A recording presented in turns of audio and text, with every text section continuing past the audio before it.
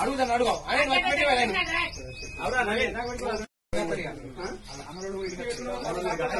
ఇప్పుడు గ్లాస్ మందులు లేవన్నా ఇప్పుడు ఒక 5-6 ట్రాక్టర్లు 150 సంవత్సరాలు.